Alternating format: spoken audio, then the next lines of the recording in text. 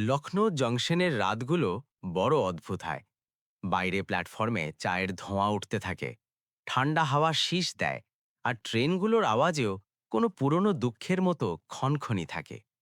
সেই platform number 6-এ আজ এক লোক একা দাঁড়িয়েছিল, কাপড়ের ভাঁজ পর্যন্ত অনুশাসনে, মুখে কঠোরতা আর চোখে এমন ক্লান্তি যেন সে জীবনের সবচেয়ে ভারী বোঝা একাই বইছে। তার নাম ছিল অধিরাজ সিং।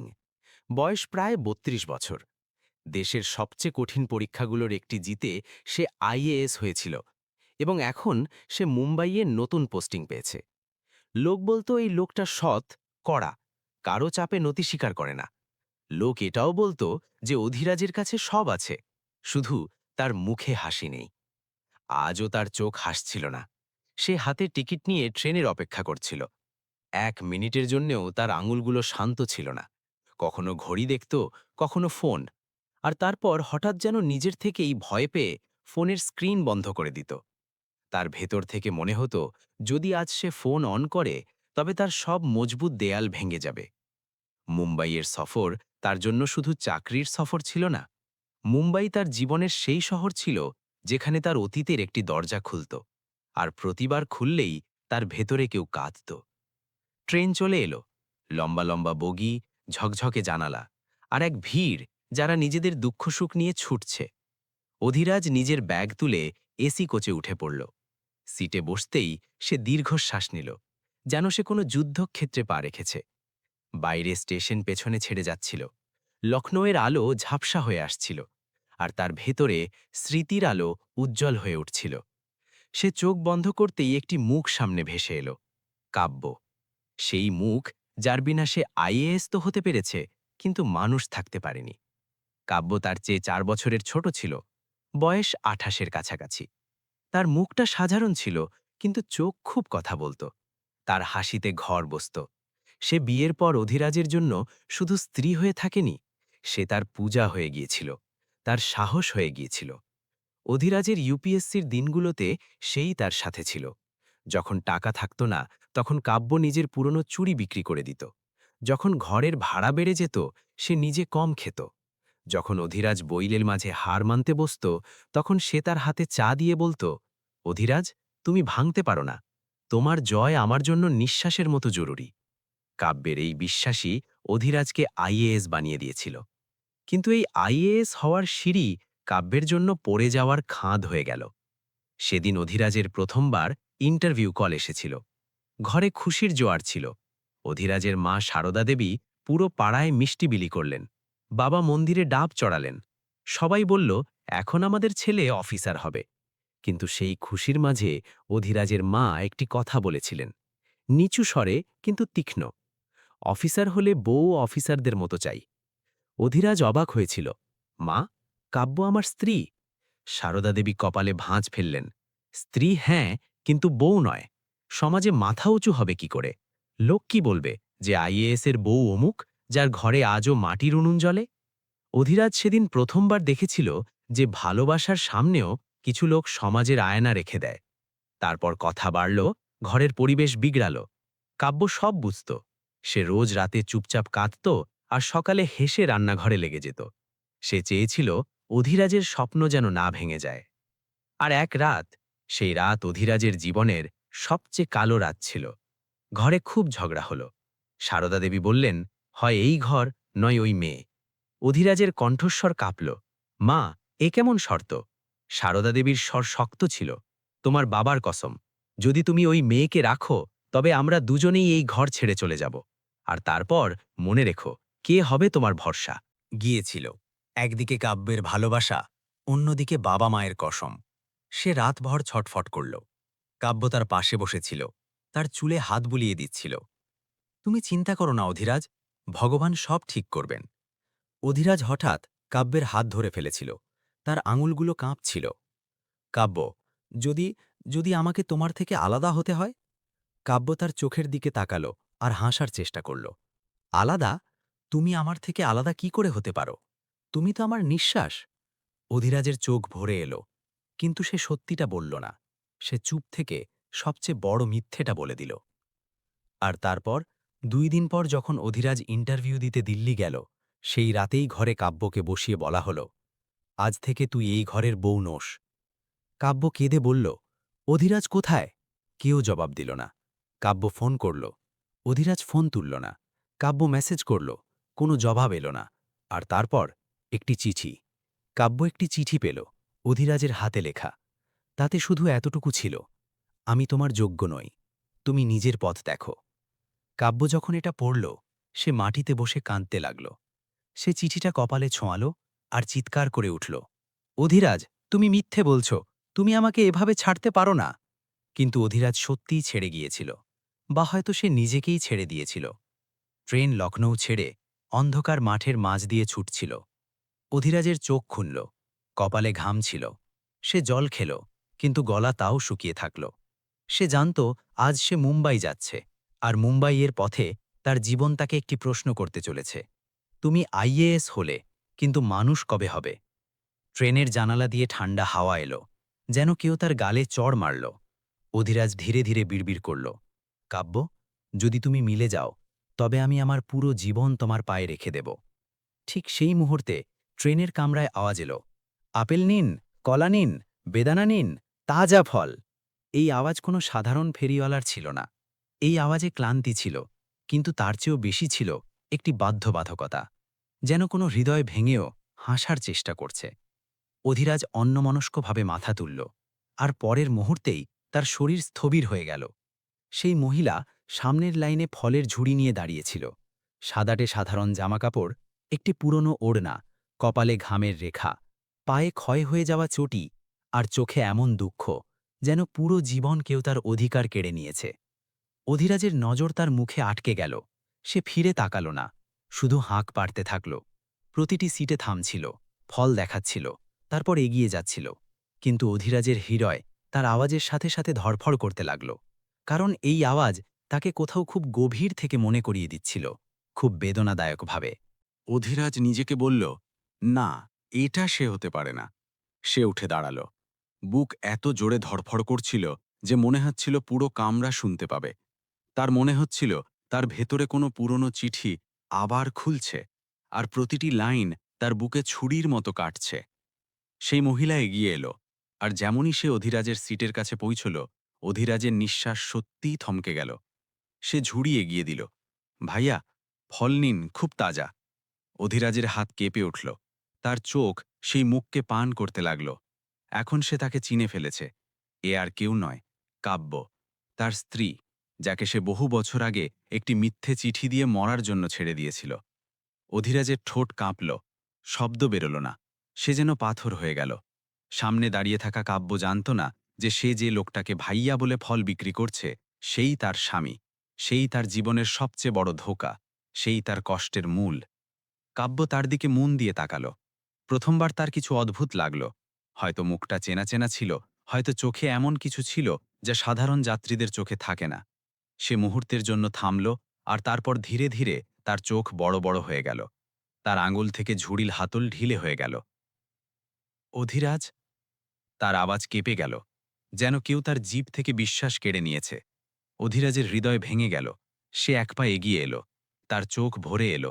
তার আওয়াজ যেন গলায় আটকে গিয়েছিল, কাব্য। শুধু এতটুকুই বেরোল। আর কাব্য এক মুহূর্তের জন্য যেন পাথরের মূর্তি হয়ে গেল। তারপর তার মুখে একটি অদ্ভুত ভাব এলো, না রাগ, না খুশি, না অবাক হওয়া, শুধু একটি পরিশ্রান্ত বিষণ্ণতা, যেন তার ভাগ্য আবারও তাকে নিয়ে ঠাট্টা করছে। সে নিজের নজর নামিয়ে নিল। আপনি এখানে? সে তুমি বলল না, আপনি বলল। কাব্যের এই একটি শব্দ অধিরাজকে ভেতর পর্যন্ত চিরে দিল। একসময় সেই মেয়ে ছিল যে তার জন্য নিজেকে তুই বলতো, আমি নয়, শুধু তুমি। আর আজ সেই মেয়ে তাকে আপনি বলছে। অধিরাজ ঘাবড়ে গিয়ে বলল, কাব্য, এইসব কি করে? কাব্য অধিরাজের কথা শেষ হতে দিল না। সে ঝুড়িটা একটু ওপরে তুলল, নিজেকে সামলাল, আর নিচু স্বরে বলল, আমার দেরি হচ্ছে সাহেব, অন্য কামরাতেও যেতে হবে। সে আবার সেই হাঁক দিয়ে দিল, আপেল নিন, কলা নিন, তাজা ফল। কিন্তু এইবার ওটা শুধু আওয়াজ ছিল না, এটা ছিল এক মহিলার জীবনের আর্তনাদ। অধিরাজ তার হাত ধরে ফেলল। কাব্য, দাঁড়াও। পুরো কামরা চমকে গেল। কিছু লোক দেখতে লাগল। কেউ বলল, আরে, এটা তো ঝগড়া লেগে গেল। কাব্য অধিরাজের দিকে তাকাল। তার মুখে ভয় ছিল না, তার মুখে ছিল ক্লান্তি। সে ধীরে ধীরে বলল, হাত ছাড়ুন, লোকে দেখছে। অধিরাজের চোখ থেকে জল গড়িয়ে পড়ল। লোকে দেখছে তো দেখতে দাও। আমি সেই লোক যে তোমাকে একা ছেড়ে দিয়েছিলাম। আমি তোমায় ভয় পেয়ে নয়, নিজের স্বার্থের জন্য পালিয়েছিলাম। আর আজ তোমাকে এই অবস্থায় দেখে আমার আত্মা কাঁপছে। কাব্যের ঠোঁটে হালকা হাসি এলো, কিন্তু সেই হাসি ছিল যেন ক্ষতস্থানে লবণের মতো। আত্মা? আপনার আত্মাও আছে অধিরাজ? সে প্রথমবার তার নাম নিল, কিন্তু তাতে ভালোবাসা ছিল না, তাতে প্রশ্ন ছিল, তেতো প্রশ্ন। অধিরাজ মাথা নিচু করে নিল। আমি ভুল ছিলাম। কাব্য ধীরে ধীরে তার চোখ তুলল। তার পলকে জল ছিল, কিন্তু সে কাঁদছিল না। সে জল নয়, ওটা তার বাধ্যবাধকতা ছিল, যা বাইরে আসার জন্য তৈরি হয়ে বসেছিল। ভুল? কাব্য ফিসফিস করে বলল, ভুল তো তখন হয় যখন মানুষের উদ্দেশ্য ঠিক থাকে। আপনি তো ভেবেচিন্তে আমাকে ছেড়েছিলেন। আপনি আমার জীবনকে না জানিয়ে, কোনো প্রশ্ন না করে একদিনে শেষ করে দিয়েছিলেন। অধিরাজের ঠোঁট কাঁপল। আমি বাধ্য ছিলাম। কাব্যের চোখে হঠাৎ আগুন জ্বলে উঠল। বাধ্য? সে নিচু স্বরে বলল, আমিও বাধ্য ছিলাম অধিরাজ। যখন আমাকে ঘর থেকে বের করে দেওয়া হয়েছিল, যখন আমার কাছে টাকা ছিল না। যখন আমি রাতভর স্টেশনে বসে কাঁদতাম, যখন লোক কুনজরে তাকাত, যখন আমার পেটে কাব্যের আওয়াজ আটকে গেল, তার চোখ ভিজে এলো, আর অধিরাজ যেন বিদ্যুতের ঝটকা খেল। পেটে? কি কাব্য? কাব্য কিছু বলল না, শুধু নিজের ঝুড়ি তুলল আর হাঁটতে লাগল। অধিরাজ তাড়াহুড়ো করে বলল, কাব্য দাঁড়াও, আমাকে সত্যিটা শুনতে হবে। কাব্য থামল, ধীরে ধীরে পেছনে ফিরল আর শুধু এতটুকু বলল, সত্যি শুনতে হতো তো সেদিন শুনতেন, আজ নয়। আজ তো শুধু ভুগতে হবে। আর তারপর সে এগিয়ে গেল। অধিরাজ সেখানেই দাঁড়িয়ে থাকল। তার কানে কাব্যের আওয়াজ প্রতিধ্বনিত হচ্ছিল। আমার পেটে। তার আত্মা কেঁপে উঠল। ট্রেনের গতি বাড়তে থাকছিল, আর অধিরাজের জীবন প্রথমবার সত্যের দিকে ছুটছিল। ঠিক সেই মুহূর্তে কামরার কোণে বসে থাকা এক ছোট্ট বাচ্চা কাব্যের দিকে তাকিয়ে বলল, মাম্মি জলদি এসো। অধিরাজের হৃদয় যেন মাটিতে পড়ে গেল। সে ধীরে ধীরে ফিরে সেই বাচ্চার দিকে তাকালো, আর পরের মুহূর্তেই তার মনে হলো তার নিঃশ্বাস নেওয়াও গোনা, কারণ সেই বাচ্চার চোখগুলো তার নিজের চোখের মতো ছিল। কাব্য চলে যেতেই কামরায় আবার সেই চঞ্চলতা ফিরে এলো। কিছু লোক নিজের ফোনে ফিরে গেল, কিছু লোক জানালার বাইরে তাকালো, আর কিছু লোক চুপচাপ কান খাড়া করল। কিন্তু অধিরাজের জন্য এখন কিছুই স্বাভাবিক রইল না। তার সামনে পৃথিবী ঘুরছিল, কাব্যের পরিশ্রান্ত চোখ, তার কাঁপতে থাকা অধিরাজ, আর তারপর সেই বাচ্চার আওয়াজ, মাম্মি জলদি এসো। অধিরাজের হৃদয় যেন কেউ থামিয়ে দিল। সে ধীরে ধীরে নিজের সিট থেকে এগিয়ে গেল, যেন কোনো মন্দিরের ভেতরে খালি পায়ে হাঁটছে। তার চোখ বারবার সেই বাচ্চার দিকে যাচ্ছিল। বাচ্চাটি নিজের ছোট ঝোলা ধরে বসেছিল। ঝোলায় ধুলো জমেছিল, জামাকাপড় পুরনো ছিল, আর চুল এমন এলোমেলো যেন সে কখনো ভালো করে তেলও লাগায়নি। কিন্তু তার চোখ, সেই চোখ অধিরাজকে ভেতর পর্যন্ত টানছিল, কারণ সেই চোখগুলো অধিরাজের নিজের চোখের মতো ছিল। একেবারে তেমনই, যেন প্রকৃতি কোনো ভাঙা গল্পের প্রমাণ সেই বাচ্চার মুখে সেঁটে দিয়েছে। অধিরাজের বুক জোরে ধড়ফড় করছিল। তার মন চাইছিল সে তক্ষুনি কাব্যের পেছনে ছুটে যায়, তাকে থামিয়ে নেয়, তার হাত ধরে জিজ্ঞেস করে, এই বাচ্চা কে? কিন্তু তার পা ভারী ছিল, তার অহংকার নয়, তার অপরাধ ভারী ছিল। ওদিকে কাব্য পরের কামরা থেকে ফিরে আসছিল। তার মুখে সেই কঠোর বাধ্যবাধকতা ছিল।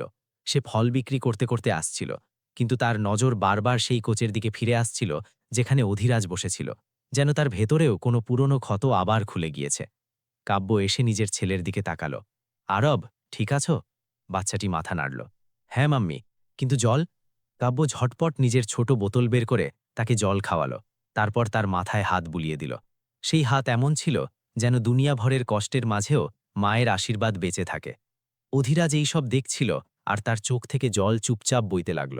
তার মনে হলো কেউ যেন তার ভেতর চিৎকার করছে, দেখ, এটাই তো সেই জীবন যাকে তুই ছেড়ে দিয়েছিলি। অধিরাজ ধীরে ধীরে এগিয়ে কাব্যকে ডাকল। কাব্য? কাব্য ঘাড় ঘোরানো মা। সে শুধু এতটুকু বলল, এখন আর বলবেন না। অধিরাজের গলা ধরে এলো, আমাকে জানতে হবে, এই বাচ্চা? কাব্য হঠাৎ ফিরে তাকালো। তার চোখ লাল ছিল, কিন্তু সে কাঁদেনি। সেই চোখগুলো এমন লাল ছিল যেন সে কাঁদা কবেই ছেড়ে দিয়েছে। কোন বাচ্চা? অধিরাজের আওয়াজ ভেঙে গেল।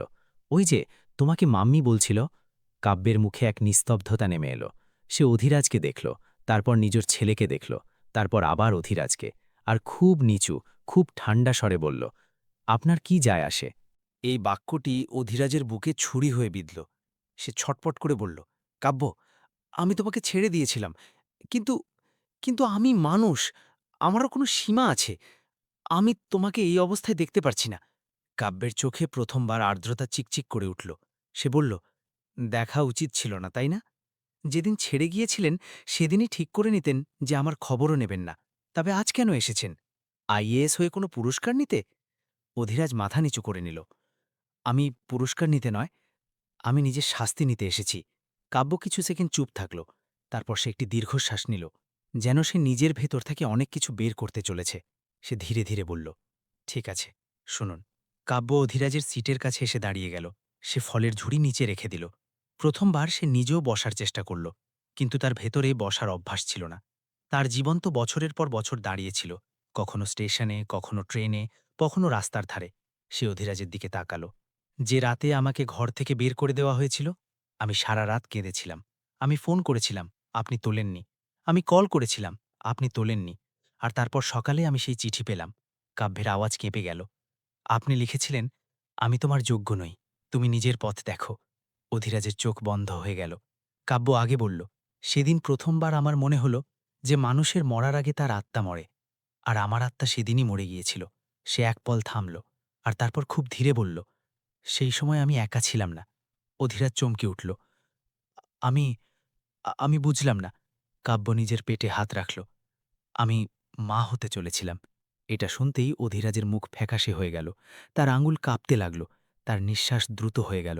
কি? কি? কাব্যের চোখ জলে ভরে গেল, কিন্তু আওয়াজ আরও কঠোর হয়ে গেল। হ্যাঁ, আপনার বাচ্চার মা। অধিরাজের মাথা ঝুঁকে গেল। আমাকে বললে না কেন? কাব্য হাসল, কিন্তু এটা হাসি ছিল না, এটা ব্যথা ছিল। বলতাম কাকে? সেই লোকটাকে যে আমাকে শোনেই না, যে আমাকে এক টুকরো কাগজে মিটিয়ে দিয়েছে। কাব্য নিজের ছেলের দিকে তাকালো। আমি অনেক চেষ্টা করেছি অধিরাজ, অনেক। আমি কাজ চেয়েছি, আমি সাহায্য চেয়েছি, কিন্তু সব জায়গায় লোক শুধু আমরা বাধ্যবাধকতা দেখত। কখনো কারো নজর নোংরা ছিল, কখনো কারো কথা। আর তারপর যখন বাচ্চা হতে শুরু করল, তখন দরজাগুলো এমনিতেই বন্ধ হতে থাকল। অধিরাজের ঠোঁট ফেটে আসছিল। কাব্য, আমি। কাব্য হাত তুলে তাকে থামিয়ে দিল। বলবেন না, শুধু শুনুন। কাব্য বলতে থাকল, আমি স্টেশনের বাইরে ঝাড়ু দিয়েছি, তারপর লোকেদের ঘরে বাসন মেজেছি, তারপর একবার মালিক খারাপ উদ্দেশ্য রাখল, আমি পালালাম। আমার পায়ে চটিও ছিল না, আমি দৌড়াতে থাকলাম, আর পেটে বাচ্চা। তারপর এক বুড়ি মা মেলেছিল, সে আমাকে জল দিল, রাতে নিজের কাছে ঘুমোতে দিল। কাব্যের আওয়াজ ভেঙে গেল। সে বলল, বেটি, ভগবান প্রতিবার আসে না, অনেক সময় মানুষ হয়ে আসে। অধিরাজ কাঁদতে লাগল। কাব্য নিজের চোখের জল মুছল। ব্যাস, ওখান থেকেই আমি সিদ্ধান্ত নিলাম, আমি কাঁদব না, আমি ভিক্ষা চাইব না, আমি আমার বাচ্চাকে বাঁচিয়ে রাখব। অধিরাজ কাঁপা কাঁপা গলায় জিজ্ঞেস করল, আর তারপর? তুমি ট্রেনে ফল? কাব্য মাথা নাড়ল। হ্যাঁ, আমি এই কাজই শুরু করলাম।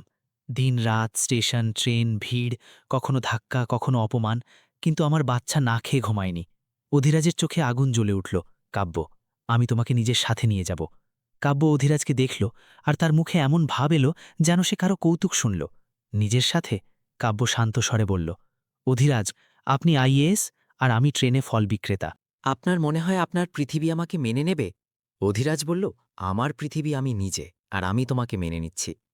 কাব্য ধীরে ধীরে আরবকে কোলে নিল, আর তারপর ধীরে জিজ্ঞেস করল, আর এই বাচ্চা? অধিরাজ আরবের দিকে তাকাল। সেই বাচ্চাটা ভয় পেয়ে মায়ের ওড়না ধরে ফেলল। কাব্য ধীরে ধীরে বলল, একে আপনি বাবার নাম দেবেন, নাকি একদিন একেও চিঠি লিখে দেবেন? এই শব্দগুলো অধিরাজের ওপর হাতুড়ির মতো পড়ল। সে হঠাৎ আরবের সামনে হাঁটু গেড়ে বসে বলল, বেটা, আমি তোমার। বাচ্চাটি ভয়ে বলল, আপনি কে? অধিরাজের চোখ ফেটে আসছিল। সে কাব্যের দিকে তাকালো, আর সেই মুহূর্তেই সে উপলব্ধি করল, সে শুধু স্ত্রীকে ছাড়েনি, সে একটি বাচ্চার শৈশবও কেড়ে নিয়েছে। কাব্যের চোখ ভরে এলো। আর অধিরাজ, সেই আইএএস অফিসার যাকে দেখে লোক ভয় পেত, আজ নিজেরই ছেলের সামনে কাঁপছিল। কামরায় বসে থাকা লোকগুলো চুপ ছিল। এক বৃদ্ধা কুসুম দাদি ধীরে ধীরে বললেন, হে ভগবান, কার কার কলিজা কাটে এই দুনিয়া। আর সেই বৃদ্ধার চোখ থেকে এক ফোঁটা জল পড়ল, যেন মানবতা কেঁদে উঠল। ট্রেন ক্রমাগত অন্ধকার চিরে এগিয়ে যাচ্ছিল। বাইরে রাতের হাওয়া ঠান্ডা ছিল, কিন্তু ভেতরে সেই এসি কোচে হঠাৎ মনে হচ্ছিল যেন কেউ আগুন লাগিয়ে দিয়েছে। আগুন রাগের নয়, আগুন সেই সত্যের ছিল যা বহু বছর ধরে চাপা পড়েছিল, আর আজ হঠাৎ ফেটে পড়েছে। অধিরাজ হাঁটু গেড়ে বসেছিল।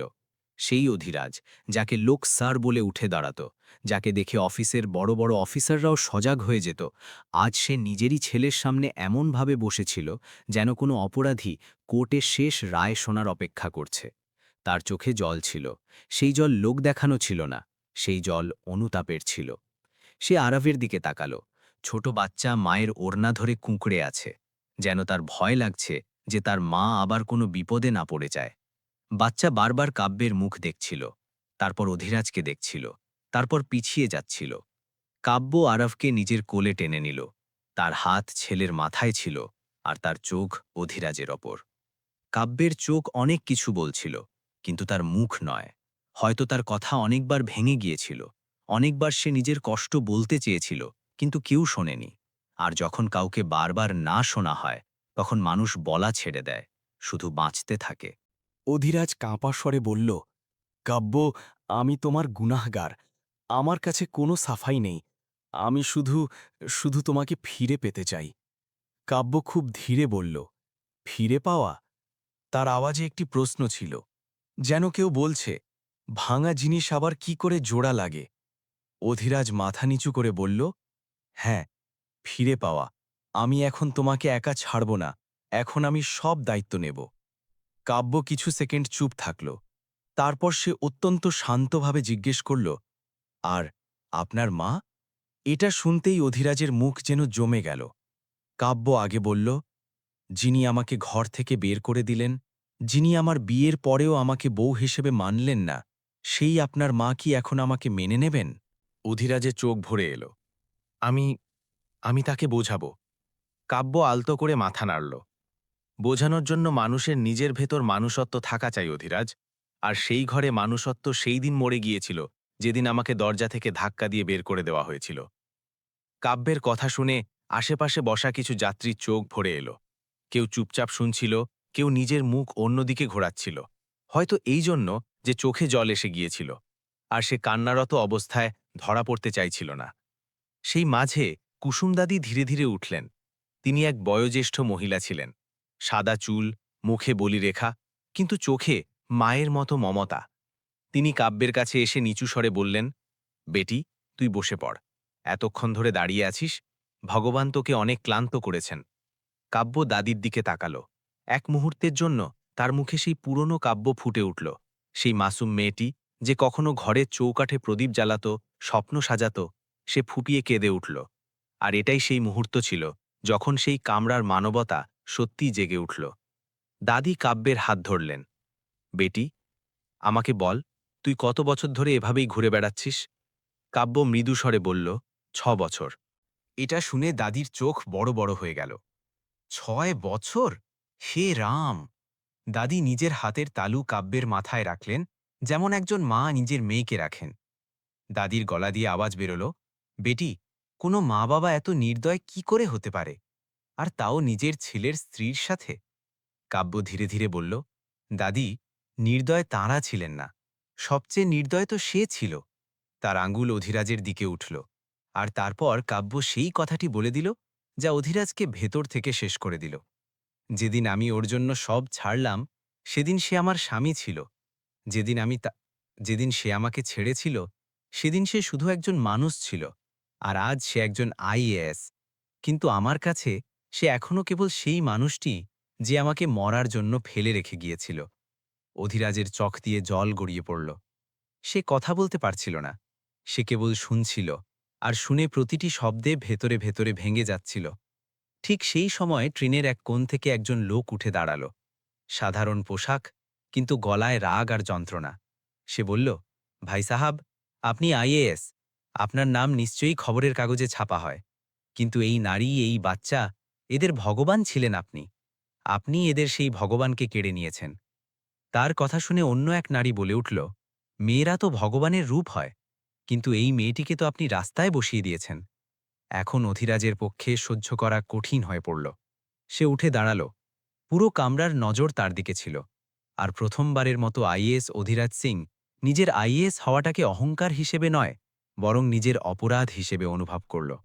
সে চড়া গলায় বলল, হ্যাঁ, আমি অপরাধ করেছি। আমি আমার স্ত্রীকে ছেড়েছি, আমি আমার ছেলেকে বাবা ছাড়াই বড় হতে দিয়েছি। পুরো কামরায় নিস্তব্ধতা। অধিরাজ সবার সামনে হাত জোড় করল। আমি আইএএস হওয়ার দাম কাব্যর জীবন দিয়ে চুকিয়েছি। আর আজ আজ আমি সেই দাম ফেরত দিতে এসেছি।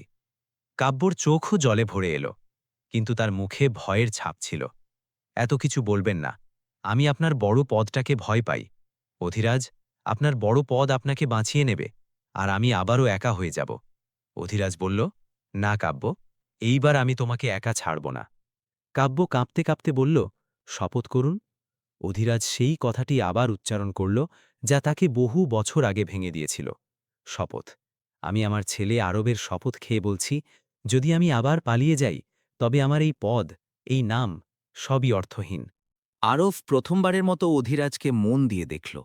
তারপর মাসুম গলায় জিজ্ঞেস করল, মা, এই আঙ্কেল কে? এটা শুনে ট্রেনের যাত্রীরা কেঁদে ফেলল। কুসুমদিদার চোখ থেকেও জল পড়তে লাগল। কাব্য ছেলেকে বুকের সাথে জড়িয়ে নিল এবং কাঁপানো গলায় বলল, বাবা, ইনি ইনি তোমার বাবা। আরফ চোখ বড় বড় করে তাকাল। বাবা? সে যেন বুঝতেই পারছিল না, তার দুনিয়ায় বাবা নামের কোনো চরিত্রই ছিল না।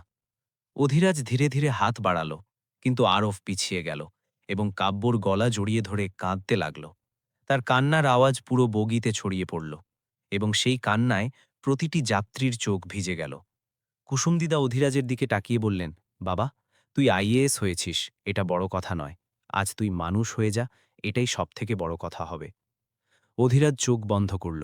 সে মনে মনে নিজেকে বলল, আজ আমি মানুষ হয়েই দেখাব। ট্রেন মুম্বাইয়ের কাছাকাছি পৌঁছচ্ছিল এবং অধিরাজ বুঝে গিয়েছিল, আজ তাকে চাকরি পালন করতে হবে না, আজ তাকে তার অপরাধের প্রায়শ্চিত্ত করতে হবে। ট্রেনের গতি এবার কমে আসছিল। যত মুম্বাই কাছে আসছিল, অধিরাজের হৃৎস্পন্দন তত বেড়ে যাচ্ছিল। বাইরের অন্ধকারে দূরে দূরে আলোগুলো ছড়িয়ে গিয়েছিল। বড় বড় অট্টালিকা, ঝকঝকে রাস্তার জাল আর স্টেশনের দিকে এগিয়ে চলা ভিড় সবই বলছিল যে গন্তব্য আর কাছেই। কিন্তু অধিরাজের কাছে এই গন্তব্য কোনো শহর ছিল না, এই গন্তব্য ছিল তার জীবনের ফয়সালা। কাব্য সিটের এক কোণায় বসেছিল। আরাভ তার কোলে ছিল। বাচ্চাটি বারবার অধিরাজকে দেখছিল আর নজর সরিয়ে নিচ্ছিল। সে বুঝতে পারছিল না যে হঠাৎ করে তার দুনিয়ায় বাবা নামের একজন মানুষ কোথা থেকে এলো। তার কাছে তো বাবা মানে ছিল কেবল অন্যের ঘরে থাকা কোনো এক জিনিস, যা সে স্টেশনে আর ট্রেনে অন্যান্য বাচ্চাদের কাছে দেখেছিল। কাব্যর মুখে একটা ভয় ছিল। সেই ভয় টাকার ছিল না, সেই ভয় ছিল এই ভেবে যে এই সবটাই কোনো স্বপ্ন নয় তো। যদি অধিরাজ আবারও আগের মতোই পিছিয়ে যায়। অধিরাজ বারবার কাব্যর দিকে তাকাচ্ছিল। তার মনে হচ্ছিল পলকের জন্যও যদি সে আড়াল হয়, তবে হয়তো তাকে আর কোনোদিন খুঁজে পাওয়া যাবে না। সে অনুভব করতে পারছিল যে তার আইএএস হওয়ার ক্ষমতা কাগজের পাতায় অনেক বড়, কিন্তু তার সামনে বসে থাকা এই নারীর যন্ত্রণা তার থেকেও অনেক বড়। ট্রেনের ঘোষণা হল, পরবর্তী স্টেশন ছত্রপতি শিবাজি মহারাজ টার্মিনাস। কামরায় ব্যস্ততা বেড়ে গেল। লোকে ব্যাগ তুলতে লাগল, কেউ ফোন করতে লাগল, কেউ বাচ্চাদের জাগাতে লাগল। আর অধিরাজের ভেতরে এক ভয়ের জন্ম হল। কাব্য উঠে দাঁড়াল। সে তার ফলের ঝুড়ি সামলে নিল, আরবকে নিচে নামালো। তারপর সে অধিরাজের দিকে না তাকিয়েই বলল, আমি নামছি। অধিরাজ চমকে উঠে বলল, কোথায়? কাব্য শান্ত গলায় জবাব দিল, যেদিকে আমি সব সময় যাই, স্টেশনের বাইরে, সেখানেই। অধিরাজের চোখে যন্ত্রণা ফুটে উঠল। কাব্য, আর নয়, এবার তুমি আমার সাথে চলবে। কাব্য প্রথমবারের মতো তার দিকে তাকালো। তার চোখগুলো খুব ক্লান্ত ছিল। আপনার সাথে? কাব্যর গলায় একটা প্রশ্ন ছিল, একটা ভয় ছিল, আর ছিল ভাঙা বিশ্বাসের ছায়া। অধিরাজ, আপনার দুনিয়ায় আমার কোনো জায়গা নেই। আপনি আইএএস, লোকে আপনাকে সালাম করে, আপনার গাড়ি থাকবে, আপনার বাংলো থাকবে। আর আমি ট্রেনে ফল বিক্রি করি। আমি আপনার সাথে চললে লোকে হাসবে, আপনার সম্মান ধুলোয় মিশে যাবে। অধিরাজ কাব্যর হাত ধরে ফেলল। আমার সম্মান? কাব্য, সম্মান সেই মানুষের হয় যে আইএএস হয়ে যায় না। সম্মান সেই মানুষের হয় যে নিজের ঘরের নারীকে চোখের জল হতে দেয় না। কাব্যর চোখ ভরে এলো, কিন্তু সে তবুও মানল না। আর আপনার মা? এই শব্দটি আবার সামনে চলে এলো। এই শব্দটি প্রতিবার তাদের মাঝে দেওয়াল হয়ে দাঁড়িয়ে যেত। অধিরাজ একটা লম্বা শ্বাস নিল। তারপর খুব ঠান্ডা আর স্পষ্ট গলায় বলল, এখন আমার মায়ের থেকেও বড় আমার কর্তব্য, আর আমার মায়ের থেকেও বড় আমার ছেলে। কাব্যর চোখ থেকে জল গড়িয়ে পড়ল। আরাভ মায়ের হাত ধরে টানল। মা, চলো, আমার খিদে পেয়েছে। কাব্য হাঁপাতে হাঁপাতে বলল, দেখুন, আমার বাচ্চাটা ক্ষুধার্ত, আমাকে যেতে হবে। অধিরাজ তক্ষুনি নিজের ব্যাগ খুলল। তাতে বিস্কুট, জুস আর কিছু খাবার ছিল। সে আরবের হাতে বিস্কুট ধরিয়ে দিল। আরব ইতস্তত করে সেটা নিল, তারপর ধীরে ধীরে খেতে লাগল। তার খিদে আর্তনাদ হয়ে বেরিয়ে আসছিল। সে এমনভাবে খাচ্ছিল যেন সে বহুবার খিদে চেপে ঘুমোনো শিখে গিয়েছে। অধিরাজ এটা দেখে আবারও কেঁদে ফেলল। সে বিড়বিড় করে বলল, আমি আমার সন্তানকে খিদে দেখিয়েছি। ট্রেন থেমে গেল। স্টেশনে ভিড়ের ঢল ভেতরে ঢুকে এলো। আর এই ভিড়ের মধ্যেই অধিরাজ একটা সিদ্ধান্ত নিয়ে নিল। সে কাব্যর সামনে গিয়ে দাঁড়াল। কাব্য, যদি তুমি আমার সাথে না চলো, তবে আমিও কোথাও যাব না। কাব্য অবাক হয়ে বলল, তার মানে? অধিরাজ বলল, আমি তোমাকে ছেড়ে IAS এর চেয়ারে বসতে পারবো না। যে চেয়ারে পৌঁছনোর জন্য তোমার হাতের চুড়ি ভেঙেছে, সেই চেয়ারে বসে যদি তোমাকে রাস্তায় ছেড়ে দিই, তবে আমি অফিসার নই, পাথর। কাব্য কাঁদতে লাগল। সে প্রথমবারের মতো প্রাণ খুলে কাঁদছিল, যেন তার ভেতরে জমে থাকা বহু বছরের যন্ত্রণা আজ জায়গা খুঁজে পেয়েছে। ঠিক সেই সময় কুসুম দিদাও নামছিলেন। দিদা কাব্যকে নিজের কাছে টেনে নিলেন। মা, তুই ভুল বুঝিস না, এই পুরুষটা আজ ভেঙে চুরমার হয়ে যাচ্ছে। এমনভাবে ভাঙা সবার সাধ্যের কথা নয়। কাব্য দিদার হাত ধরল। দিদা, আমার ভয় লাগে, আবার যদি ঠকে যাই। দিদা কাব্যর চোখের দিকে তাকালেন। ধোকা যদি দেওয়ারই হতো, তবে সে তোকে চিনেও চুপচাপ চলে যেতে পারত। আজ সে সবার সামনে নিজের সম্মান বিসর্জন দিচ্ছে। এটা প্রায়শ্চিত্ত মা, এটা লোক দেখানো নয়। অধিরাজ তখনই নিজের ফোন বের করল।